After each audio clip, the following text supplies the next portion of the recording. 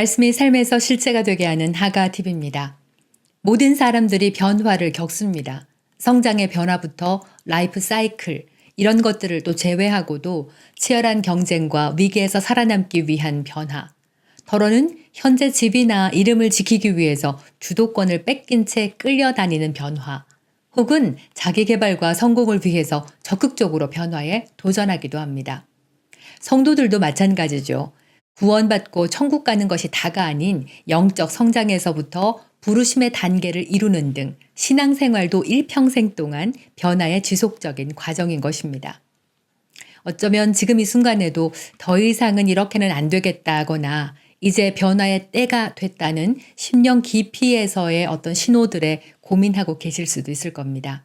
왜냐하면 안정적이고 익숙한 그대로가 좋겠고 내 나이만큼 고착된 신념이나 삶의 패턴을 잘라내거나 바꾸기가 쉽지가 않죠. 변화에 따르는 감정적인 저항이나 회의감, 그리고 두려움도 커서 행동으로 옮기기도 어렵고 무엇보다 장래에 어떤 보장이나 결과가 없기 때문이기도 합니다.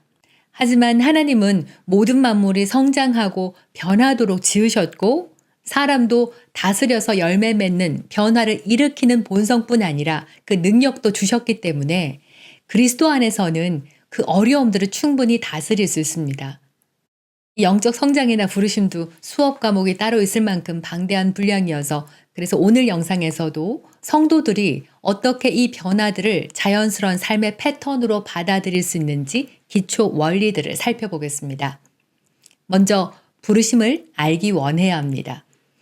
주님께서 이집트에서 이스라엘 민족을 데리고 나오실 때 모든 계획과 목적이 있었습니다. 그들을 출애굽시켜 광야에서 식민지 근성이나 삶의 패턴들을 바꾸고 젖과 꿀이 흐르는 가나안 땅으로 이끄실 계획들을 말씀을 해 주셨는데요. 그러나 그들은 하나님의 계획과 목적에 관심이 없었습니다.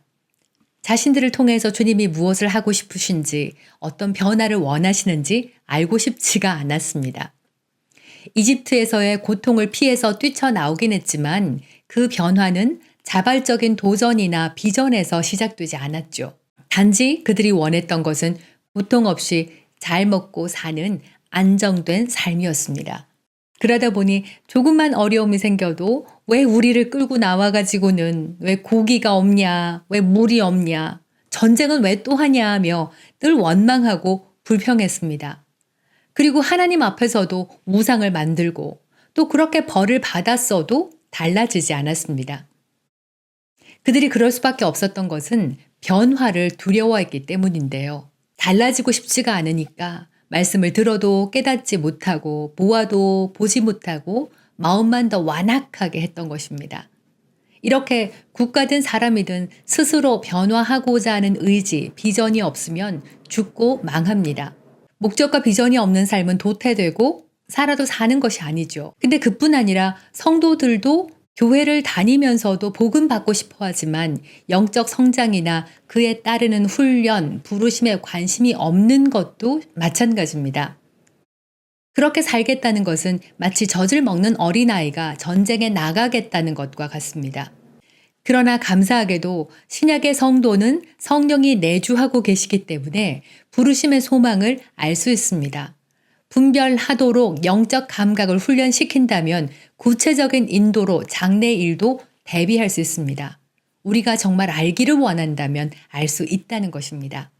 그러니 이제 그리스도 안으로 삶의 중심을 스스로 옮기고 주님께서 주시는 재심하고 사랑에 넘치는 영적 훈련에 기꺼이 마음을 열어야 합니다. 그리고 두 번째, 그 부르심에 반응하는 것입니다.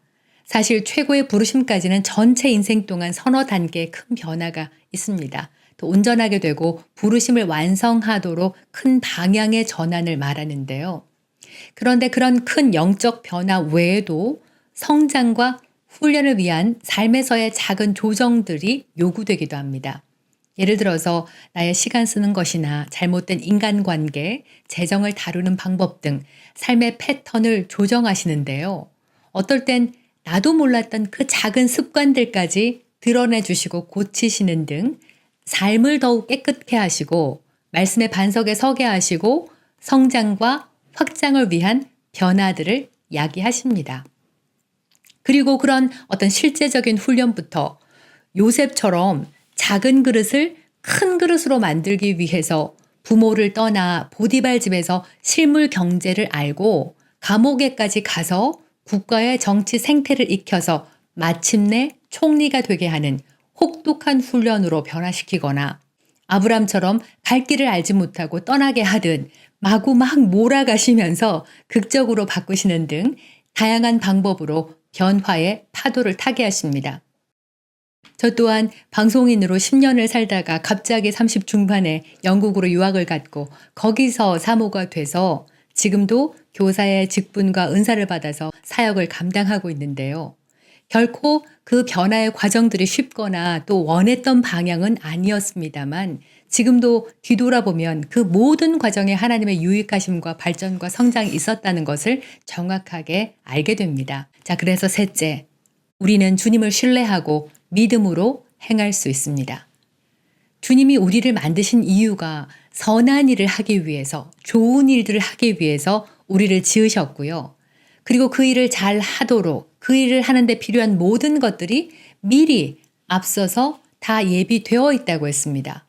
그래서 부르심의 길을 가는 동안 어떤 것에도 부족하지 않을 것과 부르심을 이루기 위해서 부지런함으로 집중할 때에 그 삶이 결단코 실패하지 않을 것, 그리고 결국은 높여주시고 영화롭게 하실 것이라는 것을 주님께서 약속하셨습니다. 때로는 나의 부족함이나 실수 때문에 잘못할 때도 주님께서는 그 모든 상황들이, 잘못된 상황들이 다 협력해서 선을 이루실 것이라고 약속했습니다. 언제나 꽃길만 걷게 해주시겠다고 약속하신 적은 없지만 주님께서 주시는 변화는 어떤 상황 가운데서도 우리에게 전진과 발전 그리고 유익한 열매가 보장됩니다. 이렇게 우리는 주님의 신실하심을 신뢰하고 말씀을 따라 믿음으로 행할 수 있습니다.